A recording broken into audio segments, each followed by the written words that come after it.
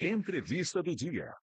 7h19. Pessoal, você aí, né, a senhora, o senhor, tiveram descontos indevidos na sua aposentadoria?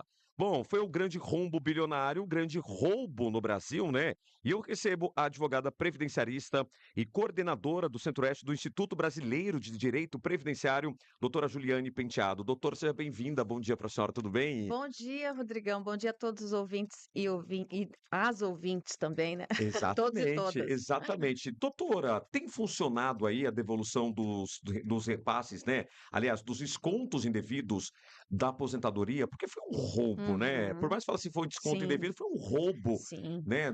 Na aposentadoria dos velhinhos e das sim, velhinhas. sim. De fato, esse grande escândalo, né, que foi detectado agora recentemente, acabou acarretando nesse assalto aí, né, como você mesmo disse. O que que a gente a gente viu que o governo federal, através do INSS, começou a devolução do mês passado. Então, do mês de abril, já começaram a devolução. Então, para isso, as pessoas precisam acessar o portal do INSS, que é o meu-inss.gov.br, através do seu login e da sua senha, e aí lá a pessoa já vai aparecer um linkzinho que você entra para identificar de onde são essas mensalidades. É importante destacar a diferença entre o que é a mensalidade associativa e o que são os empréstimos consignados, tá? Porque eu acho que ainda tem muita confusão com relação a isso. O empréstimo consignado é quando o pensionista ou aposentado, ele deliberadamente, por sua vontade, até porque ele tem esse direito de fazer o empréstimo, e há uma parceria, uma autorização para que esse desconto seja feito na folha de pagamento dele, no caso, no holerite dele do INSS. Só que também existiram e ainda existem situações em que essas pessoas também foram ludibriadas, até por serem idosos, pessoas que às vezes têm dificuldade de acesso ao mundo digital, e muita coisa é feita por reconhecimento facial. Então, às vezes, pode ter acontecido e tem acontecido ainda, idosos que foram enganados. Então, na verdade, eles nem fizeram esses empréstimos consignados. Alguém ligou para eles, conseguiu autorizar e nem receberam esse valor. Então, às vezes, pediu lá 2.000, R$ 3.000 para ser entregue esse valor e nunca recebeu o valor e está tendo esse desconto. Então, esse é uma coisa. E daí, com relação a isso, também cabe o ressarcimento. A diferença é que aí não haveria para o INSS nenhuma responsabilidade em tese. Tá?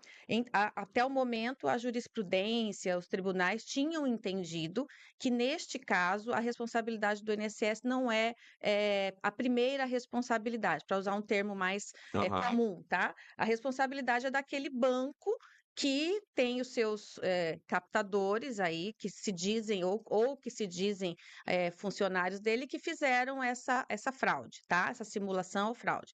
Essa é uma coisa. Então, aí cabe o ressarcimento e cabe também devolução em dobro, né? Porque esses valores são ligados à relação de consumo, porque é uma entrega, é um bem que foi entregue, aquele dinheiro. Então, essa relação de consumo cabe a ressarcimento em dobro e também, possivelmente, um dano moral, caso fique constatado ali nos argumentos que houve também algum outro prejuízo, até pelo abalo que pode ter causado. A mensalidade associativa que está efetivamente ligado a isso que nós estamos falando, que foram pessoas, associações, muitas delas laranja, inclusive, isso vai ser um grande problema, porque essas empresas, essas associações ou sindicatos, eles entregam para o aposentado pensionista assim: você paga lá R$ 35 por mês e você vai ter direito a fazer aula de dança de salão, a usar a piscina da associação e coisas assim. Então, é uma mensalidade que o idoso, o aposentado, ele pode fazer uso para que ele tenha alguns benefícios ali daquela associação. Só que muitas e a grande maioria do que a gente percebeu aí não aderiu voluntariamente. Na verdade, ele foi aderido goela abaixo, né?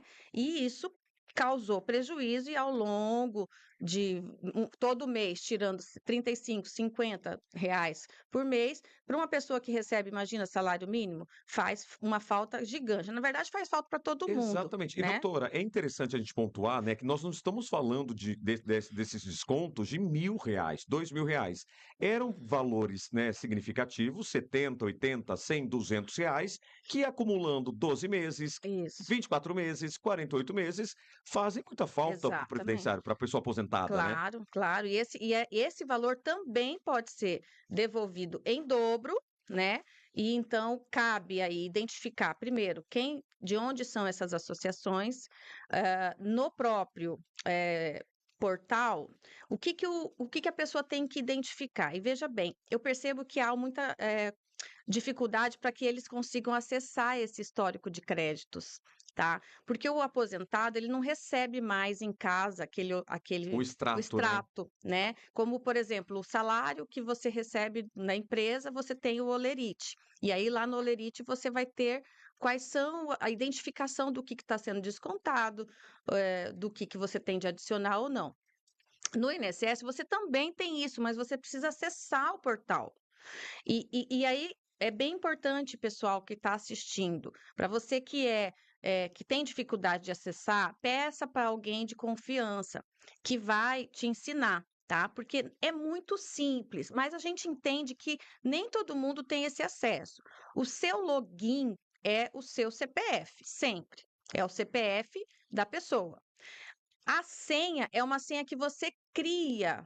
Você cria essa senha para ter acesso, que é uma senha, inclusive, que também daria acesso ao gov.br, que é aquele aplicativo que a gente baixa no celular. Então, se você pode abrir esse aplicativo no celular, você vai conseguir fazer essa senha. Inclusive, quem quiser proteger essa senha melhor, você pode fazer ela em duas etapas, que chama, você entra, se você não colocar o código, você não consegue acessar. Então, isso também, para quem não tem nenhum vínculo se não está fazendo, por exemplo, um trabalho com advogado, geralmente isso dificulta. Mas se você não tem esse trabalho, faça isso para prevenir. Então, você vai acessar com essa senha. Essa senha, pessoal, vocês têm que cadastrar ela, quando fizer um cadastro, colocar um e-mail ou um celular que seja pertencente e de fácil acesso a você. O que a gente observa muito comum, Rodrigão? A pessoa que às vezes fez a primeira vez esse cadastro, ele foi lá no contador. Aí ele chega lá no contador, o contador vai, abre a senha para ele e ele coloca o e-mail dele Do no contador. contador. E aí o idoso esquece. Eu falo, eu não lembro mais qual que é a minha senha. Eu não sei, eu vou perguntar pro meu neto. Eu vou falar com a minha filha. Peraí, o contador. E quando você abre lá para tentar recuperar essa senha, tem um e-mail. O e-mail, ele nunca é completo. Por exemplo, ele começa assim, vamos supor o meu e-mail, juliane@gmail, né? Aí ele começa ju@gmail. Então, a gente identifica assim, fala, olha, quem que é JU? Não sei, não lembro mais. E aí, para achar esse contador agora, né? Então, o ideal é que seja um e-mail que essa pessoa tenha acesso e que ela possa, quando for enviar o código, eh, essa pessoa tenha como olhar lá e já passar o código e imediatamente altera essa senha. Porque senão é aquela coisa, até você recuperar. Tem outras formas de recuperar? Tem. A pessoa pode ir na própria agência Do do INSS. INSS, chega lá, pega uma senha para ser atendido e fala: eu preciso recuperar minha senha, preciso de uma senha provisória. Aí, com essa senha provisória, você entra e recupera e cria sua nova senha. Tem também a possibilidade por reconhecimento facial, só que também às vezes é difícil para o idoso ficar parado com aquele celular na mão, né? Assim, a gente diz isso para que facilite, né? Então, o ideal é que tenha um contato pessoal. Doutora, eu vou pedir licença, atenção Dourados, Três Lagoas e Bonito, fiquem agora com a sua programação local. Campo Grande, Corumbá e Ladário, ficam comigo até às 8 da manhã, no Noticidade Primeira Edição. Doutora, e uma pergunta, se foram descontos indevidos, né, A partir de agora não está sendo mais descontado, é isso? Isso. Aí, essas pessoas que primeiro foi bloqueado tudo, né? Aham. Não desconta mais nada. Nada, agora não desconta mais nada, nem o que era devido, né, até o Aham. devido. Mas é importante que você também consulte isso, que a pessoa vá até o portal e confira. Como é que você vai conferir? Você vai entrar lá no portal do INSS, lá na primeira página vai aparecer outros serviços ou extrato de pagamento, tá? E aí você vai em extrato de pagamento. Extratos de pagamentos, aí você coloca a data e o ano, você retroage, você coloca uma data anterior. Se você quer olhar, por exemplo, de 2024, você já coloca ano 24, desde janeiro de 24. Então, ele vai aparecer tudo.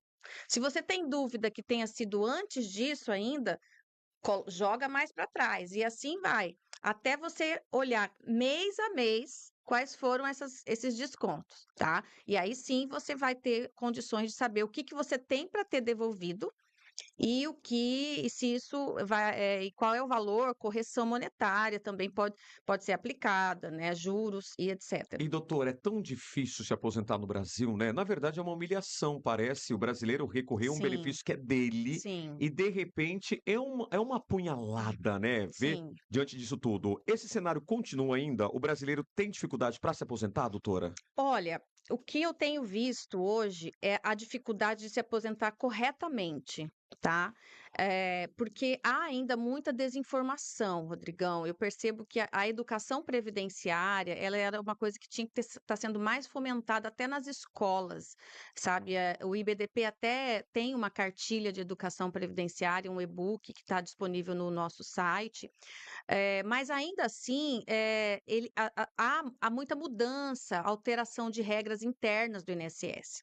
E o que que aconteceu com o INSS ao longo dos últimos, vamos colocar 10, 15 anos, mais ou menos, que é quando eu começo a perceber a diferença, é a falta de uma assistência social mais ativa.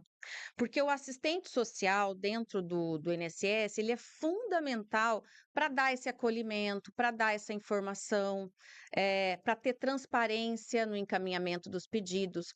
E desde que começou a ser virtual, sem o atendimento presencial, isso ficou mais difícil para o segurado, mais vulnerável, né? Então, de fato, o que que tem acontecido, e aí não é porque eu estou puxando sardinha para a minha profissão, não, é que realmente, se a pessoa não fizer um acompanhamento profissional, ela vai provavelmente não conseguir ou não ser aposentada ou aposentar mal, aposentar errado, sem aquele melhor benefício, sabe? Porque são regras muito específicas e dentro das normas internas do INSS é todo dia uma portaria que altera um procedimento novo. Então, isso tem que ter um acompanhamento. E como não tem ali dentro do INSS mais, tem, existe. Não é que não existe, mas é que não está mais atuante como era antes, sabe? Então, isso traz, sim, um problema. Aí tem a questão dos meios digitais, né? Porque muitas vezes o segurado ele vai no portal, ele vê lá, ah, mas eu tenho aqui direito a tal regra, vou me aposentar. Aí ele entra, tem lá o simulador, faz o pedido, porque ele é muito também intuitivo, dá para Aham. fazer, mas ele não consegue. Pô, mas por que que tá dizendo aqui que eu não tenho esse tempo? Mas por quê? Porque ele teria que ter feito alguns procedimentos antes para que isso seja. E aí vai para o robô. Existem duas formas de você fazer o requerimento. Quando você faz o requerimento, e se você não colocar da maneira correta ali os pedidos, a tendência é que vá direto para o robô. E o robô ele vai fazer o quê? Ele vai somar o que está ali no extrato de contribuições. E aí é o óbvio que vai negar. Vai negar, porque aquilo ali não está validado, né? Esses tempos atrás, conversando, atendendo uma pessoa, ela tinha lá o tempo todo, mas com várias contribuições feitas em códigos errados.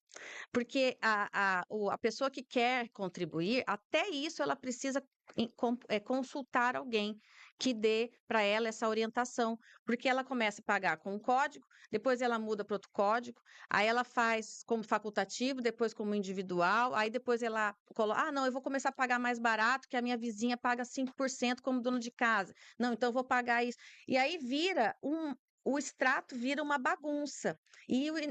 O INSS ele não vai validar aquilo se você não tiver ajustado, vamos dizer assim, essas contribuições. Bom, quero agradecer a participação aqui da doutora Juliane Penteado, ela que é advogada previdenciarista. Qual que é o seu arroba, doutora? O seu Instagram, para Ah, quem tiver dúvida? arroba Juliane Penteado Prev. Arroba Juliane Penteado Prev. Prev, isso. Prev. Isso.